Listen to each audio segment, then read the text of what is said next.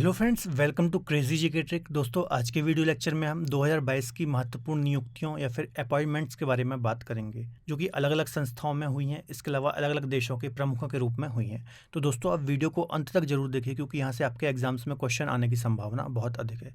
तो चलिए स्टार्ट करते हैं आज के टॉपिक को। तो पहला क्वेश्चन है, एशियाई इंफ्रास्ट्रक्चर इन्वेस्टमेंट बैंक या फिर जिसको शॉर्ट में बोलते हैं AIIB के उपाध्यक्ष के रूप में किसे नियुक्त किया गया है? तो इसका आंसर हो जाएगा बी, उर्जित पटेल को AIIB के उपाध्यक्ष के रूप में नियुक्त किया गया है। ठीक है, इसके अलावा इन्होंने किसकी जगह ली है? तो DJ पांडियन की जगह ली है इन्होंने। इसके अलावा इन्हें 3 साल के लिए, 3 वर्ष के लिए इनको नियुक्त किया गया है। इसके अलावा जो AIIB है या फिर एशियन इंफ्रास्ट्रक्चर इन्वेस्टमेंट बैंक है, भारत इसका एक संस्थापक सदस्य रहा है। इसके अलावा इसकी स्थापना कब हुई थी? तो 2015 में इसकी स्थापना हुई थी और 2016 से इसका संचालन स्टार्ट हुआ था। इसका मुख्यालय कहाँ है? तो बीजिंग, चीन में इसका मुख्यालय है। तो ये बात आपको याद रखनी है। इसके अलावा इसका उद्देश्य क्या है? तो एशिया में बहुपक्षीय विकास करना, इसके अलावा सामाजिक आर्थिक सुधार करना, एशिया के जितने भी मुद्दे होते हैं उन पर। तो ये इसका कार्य है। तो ये बात भी आपको याद रखनी है। अगला क्वेश्चन देखते हैं, जून 2022 में किसे अंतरराष्ट्रीय भारोत्तोलन महासंघ, जिसे हम बोलते हैं IWF, international weight lifting federation का नया अध्यक्ष चुना गया है? तो इसका आंसर हो जाएगा ए, मोहम्मद जलूद को IWF का नया अध्यक्ष या फिर प्रेसिडेंट चुना गया है। देखिए, IWF के बारे में थोड़ा सा डिस्कस कर लेते हैं। IWF का जो मुख्यालय है वो कहाँ पर है? लुसाने में इसका मुख्यालय है। इसके अलावा इसमें टोटल मेंबर कितने? तो 192 इसमें मेंबर हैं और 1905 से ये संस्था कार्य कर रही है। तो ये सारी डिटेल भी आपको याद रखनी है। चलिए अगला क्वेश्चन डिस्कस करते हैं। अंतर्राष्ट्रीय मुद्रा कोष, जिसको हम बोलते हैं इंटरनेशनल मॉनेटरी फंड, IMF इसको हम शॉर्ट में बोलते हैं, तो इसका मुख्य अर्थशास्त्री किसे नियुक्त किया गया है? तो इसका आंसर हो जाएगा पियरे ओलिवियर गोरिंचस। इनको IMF का अर्थशास्त्री या फिर मुख्य अर्थशास्त्री नियुक्त किया गया है। ठीक है, इसके अलावा फ्रांस से इनका संबंध है, आपको याद रखना है। थोड़ा सा हम IMF के बारे में डिस्कशन करते हैं। ठीक है, देखिए IMF इसकी फाउंडेशन कब हुई थी? इसकी स्थापना हुई थी 1944 में। इसके अलावा ये प्रभाव में कब से आया था? तो 1945 से ये प्रभाव में आया था, या फिर इसने सही तरीके से कार्य करना स्टार्ट किया था। इसके अलावा जो पियरे ओलिवर हैं, इन्होंने गीता गोपीनाथ की जगह ली। तो ये बात आपको याद रखना, गीता गोपीनाथ की जगह ली है। इसके अलावा IMF के यदि हम हेडक्वार्टर की बात करें तो वाशिंगटन DC, जो कि USA की कैपिटल है, वहाँ पर इसका मुख्यालय है या फिर हेडक्वार्टर है। ये बात आपको याद रखनी है। इसके अलावा इसका उद्देश्य क्या है? तो वित्तीय स्थिरता को सुनिश्चित करना राष्ट्रों की। इसके अलावा दुनिया में जो भी गरीबी है तो उसको कम करना। इसके अलावा जो भी देश होते हैं जो आर्थिक रूप से बहुत ज़्यादा सक्षम नहीं है या फिर गरीब देश हैं, उनको वित्तीय सहायता देना, ये IMF का उद्देश्य है। तो ये सारी डिटेल भी आपको याद रखनी है। अगला क्वेश्चन देखते हैं, मई 2022 में किस भारतीय मूल के व्यक्ति को अमेरिका की खुफिया एजेंसी, जिसे हम CIA बोलते हैं, का पहला मुख्य प्रौद्योगिकी अधिकारी नियुक्त किया गया है? तो इसका आंसर हो जाएगा डी, नंद मूलचंदानी को CIA का पहला मुख्य प्रौद्योगिकी अधिकारी नियुक्त किया गया है। ये बात आपको याद रखना है। देखिए, इसका फुल फॉर्म क्या है? सेंट्रल इंटेलिजेंस एजेंसी इसका फुल फॉर्म है, आपको याद रखना है। इसके अलावा यह अमेरिका की या फिर USA की खुफिया एजेंसी है। ठीक है, तो ये थोड़ा डिटेल आपको याद रखनी है। और ये जो नियुक्त हुई हैं ये भारतीय मूल की हैं, इसलिए थोड़ा ये इंपॉर्टेंट हो जाता है क्वेश्चन। दोस्तों, अगले क्वेश्चन को डिस्कस करने से पहले थोड़ा सा मैं आपको अपडेट दे दूं। यदि आप मुझसे ज्योग्राफी पढ़ना चाहते हैं तो रूट एप्लीकेशन पर आप मुझसे ज्योग्राफी पढ़ सकते हैं। इसके अलावा रूट एप्लीकेशन पर आपको डिफरेंट कोर्सेज भी मिल जाएंगे, जैसे अर्थमेटिक मैथ्स का बैच है, पॉलिटी का बैच है, साइंस का बैच है, हिस्ट्री का बैच है। तो ये सभी सब्जेक्ट आप एक्सपर्ट फैकल्टी से पढ़ सकते हैं हमारी रूट एप्लीकेशन पर। तो आपको रूट एप्लीकेशन की लिंक आपको डिस्क्रिप्शन बॉक्स में मिल जाएगी, तो वहाँ से आप डाउनलोड कर सकते हैं और डिटेल उसमें देख सकते हैं। इसके अलावा दोस्तों, जब आप रूट एप्लीकेशन डाउनलोड करेंगे तो यहाँ पर 3 डॉट वाले ऑप्शन में स्टडी मटेरियल में आपको डेली करंट अफेयर का वीडियो बिल्कुल फ्री में मिल जाएगा, उसकी PDF आपको बिल्कुल फ्री में मिल जाएगी। इसके अलावा फ्री टेस्ट वाले फोल्डर में आपको डेली करंट अफेयर के क्विज, इसके अलावा अलग अलग सब्जेक्ट के क्विज भी बिल्कुल फ्री में अवेलेबल हो जाएंगे। तो लिंक डिस्क्रिप्शन बॉक्स में दी हुई है, आप एक बार रूट एप्लीकेशन को विजिट जरूर करें। अगला क्वेश्चन डिस्कस करते हैं, हाल ही में बजराम वेगच किस देश के नए राष्ट्रपति नियुक्त किए गए हैं? ठीक है, तो इसका आंसर हो जाएगा अल्बानिया के राष्ट्रपति ये नियुक्त किए गए हैं। देखिए, अल्बानिया की कैपिटल क्या है? तो तिराना इसकी कैपिटल है, आपको याद रखना है। इसके अलावा यहाँ के प्रधानमंत्री कौन है, प्राइम मिनिस्टर कौन है? तो एडी रामा यहाँ के प्राइम मिनिस्टर हैं या फिर प्रधानमंत्री। इसके अलावा यहाँ की जो मुद्रा है वो कौन सी है अल्बानिया की? तो अल्बानियाई लेक यहाँ की मुद्रा है या फिर करेंसी है। इसके अलावा यह यूरोपियन कंट्री है या फिर यूरोप का एक देश है, तो ये अन्य डिटेल भी आपको याद रखनी है। अगला क्वेश्चन देखते हैं, हाल ही में हमजा अलवी बर्रे किस देश के नए प्रधानमंत्री नियुक्त किए गए हैं? तो इसका आंसर हो जाएगा डी, सोमालिया के नए प्रधानमंत्री या फिर प्राइम मिनिस्टर नियुक्त किए गए हैं हमजा अब्दी बर्रे। इसके अलावा सोमालिया कहाँ है? तो आप अफ्रीका के पूर्व में देखेंगे तो एक कोस्टल देश है सोमालिया, तो इसके बारे में आपको डिटेल देखना है, आप मैप में देख सकते हैं। अगला क्वेश्चन है, एंटोनियो कोस्टा पुनः किस देश के प्रधानमंत्री बन गए हैं? तो ये पुर्तगाल के पुनः एक बार प्रधानमंत्री बन गए हैं। इसके अलावा पुर्तगाल के बारे में आपको पता होगा, एक यूरोपियन कंट्री है। इसके अलावा इसकी कैपिटल क्या है? तो लिस्बन इसकी कैपिटल है। और यहाँ की मुद्रा क्या है? तो यूरो यहाँ की मुद्रा है। तो ये अन्य डिटेल भी आपको याद रखनी है। अगला क्वेश्चन देखते हैं, 16 मई 2022 को हसन शेख महमूद किस देश के नए राष्ट्रपति या फिर प्रेसिडेंट बने हैं? तो इसका आंसर हो जाएगा डी, सोमालिया के ये प्रेसिडेंट बने हैं। ठीक है, अभी हमने सोमालिया के बारे में डिस्कस किया था, एक अफ्रीकन कंट्री है, पूर्वी अफ्रीका में स्थित है। अगला क्वेश्चन देखते हैं, पॉल हेनरी सैनडाइगो दामिवा किस देश के राष्ट्रपति या फिर प्रेसिडेंट बने हैं? तो इसका आंसर हो जाएगा ए, बुर्किना फासो। बुर्किना फासो ये एक अफ्रीकी देश है, आपको याद रखना है। ठीक है, और यहाँ पर जो ये इनको ये प्रेसिडेंट बनाया गया है, यहाँ पर सेना के द्वारा तख्ता पलट किया गया है ना, सेना के द्वारा तख्ता पलट किया गया है। और जो यहाँ के पहले राष्ट्रपति थे, पूर्व राष्ट्रपति थे, उनको गिरफ्तार कर लिया गया है। तो यहाँ पर अभी सैन्य शासन चल रहा है और जनवरी में ये पूरी घटना हुई थी। ठीक है, तो ये सारी डिटेल आपको याद रखनी है। अगला क्वेश्चन देखते हैं, जनवरी 2022 में कौन इजराइल के 14 नंबर के या फिर 14वें प्रधानमंत्री या फिर प्राइम मिनिस्टर बने हैं? तो इसका आंसर हो जाएगा यार लैपिड को इजराइल के 14वें प्रधानमंत्री के रूप में चुना गया है। इसके अलावा यहाँ की कैपिटल क्या है? तो जेरूसलम यहाँ की कैपिटल है इजराइल की। ठीक है, यहाँ की मुद्रा क्या है? तो न्यू शेकेल यहाँ की मुद्रा है। तो ये डिटेल भी आपको याद रखनी है। चलिए अगला क्वेश्चन है, मार्च 2022 में कैटलिन नोवाक किस देश के पहली महिला राष्ट्रपति या फिर प्रेसिडेंट के रूप में चुनी गई हैं? तो इसका आंसर हो जाएगा डी, हंगरी की ये राष्ट्रपति के रूप में चुनी गई हैं। ठीक है, इसके अलावा थोड़ा सा हम हंगरी के बारे में डिस्कस कर लेते हैं। देखिए इसकी कैपिटल क्या है? बुडापेस्ट इसकी कैपिटल है, आपको पता ही होगा। इसके अलावा जो हंगरी है ये लैंडलॉक्ड कंट्री है, सेंट्रल यूरोप की है ना। अगला क्वेश्चन देखते हैं, मई 2022 में शेख मोहम्मद बिन जायद अल नाहयान किस देश के नए राष्ट्रपति या फिर प्रेसिडेंट के रूप में चुने गए हैं?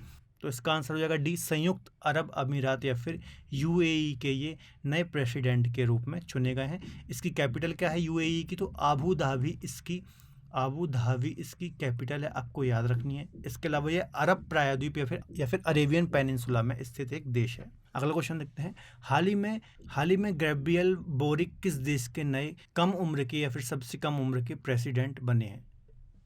तो इसका आंसर हो जाएगा बी, चिली के ये सबसे कम उम्र के प्रेसिडेंट बने हैं। ठीक है, इनकी एज कितनी है? तो 35 वर्ष इनकी एज है, आपको याद रखनी है। इसके अलावा चिली के बारे में बात करें तो दक्षिण अमेरिका में स्थित एक देश है। इसकी कैपिटल क्या है? तो सैंटियागो इसकी कैपिटल है, आपको याद रखनी है। और यहाँ की मुद्रा क्या है? तो पैसो यहाँ की मुद्रा है। अगला क्वेश्चन देखते हैं, ऑस्ट्रेलिया के नए प्रधानमंत्री कौन चुने गए हैं? तो एंथनी अल्बनीज़ यहाँ के नए प्रधानमंत्री या फिर प्राइम मिनिस्टर के रूप में चुने गए हैं, है ना। कि किस पार्टी से हैं? तो लेबर पार्टी से इनका संबंध है। इसके अलावा यहाँ की कैपिटल क्या है? तो कैनबरा यहाँ की कैपिटल है और ऑस्ट्रेलियन डॉलर यहाँ की करेंसी है। तो ये बात भी आपको याद रखनी है। चलिए अगला क्वेश्चन देखते हैं, किसे अंतर्राष्ट्रीय श्रम संगठन या फिर जिसको हम बोलते हैं इंटरनेशनल लेबर ऑर्गेनाइजेशन का महानिदेशक चुना गया है? तो इसका आंसर हो जाएगा ए, गिलबर्ट एफ होंगवो को आईएलओ का नया महानिदेशक चुना गया है। इसके अलावा ये 11वें नंबर के या फिर 11वें नंबर के महानिदेशक बने हैं। इसके अलावा एक पॉइंट और आपको याद रखना है, इस पद पर चुने जाने वाले ये पहले अफ्रीकी व्यक्ति हैं, है ना। तो ये बात आपको याद रखना है। इसके अलावा जो ये गिलबर्ट एफ होंगवो हैं, ये 2008 से लेकर के 2012 तक टोगो जो देश है वहाँ के प्रधानमंत्री के रूप में ये कार्यरत रहे हैं। इसके अलावा जो ये टोगो है ये पश्चिमी अफ्रीका का एक छोटा सा देश है। तो ये बात आपको याद रखना है। इसके अलावा इंटरनेशनल लेबर ऑर्गेनाइजेशन के बारे में बात करें तो 1919 में इसकी स्थापना की गई थी या फिर फाउंडेशन की गई थी। इसके अलावा 187 देश इसके सदस्य हैं, ये बात आपको याद रखना है। यूएन की ये एक एजेंसी है ना। इसके अलावा इसका हेडक्वार्टर कहाँ है? तो जेनेवा स्विट्जरलैंड में इसका हेडक्वार्टर है। इसके अलावा इसका कार्य क्या होता है? तो अंतर्राष्ट्रीय स्तर पर मानव अधिकारों व जो श्रमिक होते हैं या फिर जो लेबर होते हैं उनके अधिकारों को बढ़ावा देना इसका कार्य है। तो ये सारी डिटेल भी आपको याद रखनी है, इंपॉर्टेंट है। अगला क्वेश्चन देखते हैं, किसे federation of international cricket association जिसे हम FICA बोलते हैं है ना, इसका इंग्लिश में फुल फॉर्म क्या है, the federation of cricketers association की पहली महिला अध्यक्ष चुना गया है। तो किसे चुना गया है, तो इसका आंसर हो जाएगा डी लीसा स्टालेकर, जो कि ऑस्ट्रेलिया से जिनका संबंध है, ऑस्ट्रेलिया की पूर्व क्रिकेटर हैं, इन्हें पहली महिला अध्यक्ष के रूप में चुना गया है। इसके अलावा ये जो लीसा स्टालेकर हैं, इनका जो जन्म हुआ था वो भारत में ही हुआ था, इस कारण से ये थोड़ा इंपॉर्टेंट हो जाता है, तो आपको याद रखना है। इसके अलावा जो ये FICA है, इसकी फाउंडेशन कब हुई थी, स्थापना कब हुई थी, तो 1998 में या फिर 1998 में इसकी स्थापना हुई थी। तो ये बात भी आपको याद रखनी है। अगला क्वेश्चन देखते हैं, मार्च 2022 में यून सुक योक ने किस देश के राष्ट्रपति के रूप में चुने गए, है ना। तो इसका आंसर क्या हो जाएगा, इसका आंसर हो जाएगा डी, दक्षिण कोरिया के ये राष्ट्रपति के रूप में चुने गए हैं। बच्चों, यदि हम दक्षिण कोरिया की बात करें तो पूर्वी एशिया का ये एक देश है ना। इसके अलावा कोरिया प्रायद्वीप है, आपको पता होगा कोरिया प्रायद्वीप है, वहाँ पर ये दो देश स्थित हैं, दक्षिण कोरिया और उत्तर कोरिया, है ना। और एकमात्र उत्तर कोरिया से इसकी सीमा साझा होती है ना। इसके अलावा इसकी कैपिटल क्या है, तो सियोल इसकी कैपिटल है, तो ये बात भी आपको याद रखनी है। चलिए अगला क्वेश्चन देखते हैं, जून 2022 के लिए पुरुष श्रेणी में किसे ICC player of the month का अवार्ड दिया गया है। तो इसका आंसर क्या हो जाएगा, इसका आंसर हो जाएगा जॉनी वेस्टो, जो कि इंग्लैंड के खिलाड़ी हैं, क्रिकेट से इनका संबंध है, तो इन्हें तो जून के प्लेयर ऑफ द मंथ से इनको नवाजा गया है। ठीक है, इसके अलावा वुमेन कैटेगरी में बात करें, फिर महिला क्रिकेट में बात करें, तो साउथ अफ्रीका या फिर दक्षिण अफ्रीका की जो मैरी जॉन कैरा हैं, है ना, इन्हें जून माह का प्लेयर ऑफ द मंथ के रूप में चुना गया है। तो आपको दोनों याद रखना है, मेल और फीमेल दोनों कैटेगरी में। अगला क्वेश्चन देखते हैं, 3 अप्रैल 2022 को विक्टर ऑर्बन किस देश की चौथी बार प्रधानमंत्री बने हैं। तो इसका आंसर हो जाएगा डी, हंगरी के ये प्रधानमंत्री या फिर प्राइम मिनिस्टर के रूप में चुने गए हैं। इसके अलावा जो हंगरी है मध्य यूरोप का एक देश है, कहाँ का, मध्य यूरोप का एक देश है, आपको याद रखना है। इसके अलावा इसकी कैपिटल क्या है, तो बूडापेस्ट इसकी कैपिटल है या फिर राजधानी है। तो ये अन्य डिटेल भी आपको याद रखनी है। अगला क्वेश्चन देखते हैं, हाल ही में किसे नागरिक उड्डयन सुरक्षा ब्यूरो BCAS का महानिदेशक नियुक्त किया गया है। तो इसका आंसर क्या हो जाएगा, इसका आंसर हो जाएगा बी, जुल्फिकार हसन को नागरिक उड्डयन सुरक्षा ब्यूरो का महानिदेशक नियुक्त किया गया है। थोड़ी हम डिटेल डिस्कस करते हैं। देखिए, जो ये जुल्फिकार हसन है, ये 1988 बैच के पश्चिम बंगाल कैडर के IAS अधिकारी हैं, है ना। इसके अलावा जो ये नागरिक उड्डयन सुरक्षा ब्यूरो है, ये किस मंत्रालय के अंतर्गत आता है, तो जो नागरिक उड्डयन मंत्रालय है या फिर जिसको हम क्या बोलते हैं, मिनिस्ट्री ऑफ सिविल एविएशन, तो इसके अंतर्गत आता है, ये आपको बात याद रखनी है। इसके अलावा इसका कार्य क्या है, तो यह विमान संचालन से संबंधित जो प्रोटोकॉल होते हैं उसको ये तैयार करता है। ठीक है, इसके अलावा वर्तमान में जो मिनिस्ट्री ऑफ सिविल एविएशन के मंत्री कौन है, तो ज्योतिरादित्य सिंधिया इसके मंत्री हैं। तो ये कुछ अन्य डिटेल भी आपको याद रखना है। इसके अलावा इसकी स्थापना कब हुई थी, तो 1978 में इसकी स्थापना हुई थी। तो ये सारी डिटेल भी आपको याद रखना है। अगला क्वेश्चन देखते हैं, 11 अप्रैल 2022 को कौन पाकिस्तान के नए प्रधानमंत्री के रूप में चुने गए हैं। तो इसका आंसर क्या हो जाएगा, शहबाज शरीफ, जो कि नवाज शरीफ के भाई हैं, वो पाकिस्तान के 23वें प्रधानमंत्री के रूप में चुने गए हैं। आपको पता होगा पाकिस्तान का अभी तक कोई भी ऐसा प्रधानमंत्री नहीं रहा है जिसने अपना पूरा कार्यकाल कंप्लीट किया हो। तो आपको पता होगा इन्होंने किसकी जगह ली है, तो इमरान खान की इन्होंने जगह ली है। इसके अलावा इससे पहले इमरान खान सरकार के खिलाफ यहाँ की संसद में अविश्वास प्रस्ताव लाया गया था, जिसके कारण से उनकी सरकार गिर गई थी और नए प्रधानमंत्री के रूप में शहबाज शरीफ को चुना गया था। ठीक है, तो ये कुछ अन्य डिटेल भी आपको याद रखनी है। अगला क्वेश्चन देखते हैं, किसे international fund for agriculture development, जिसे हम बोलते हैं IFAD का नया अध्यक्ष नियुक्त किया गया है।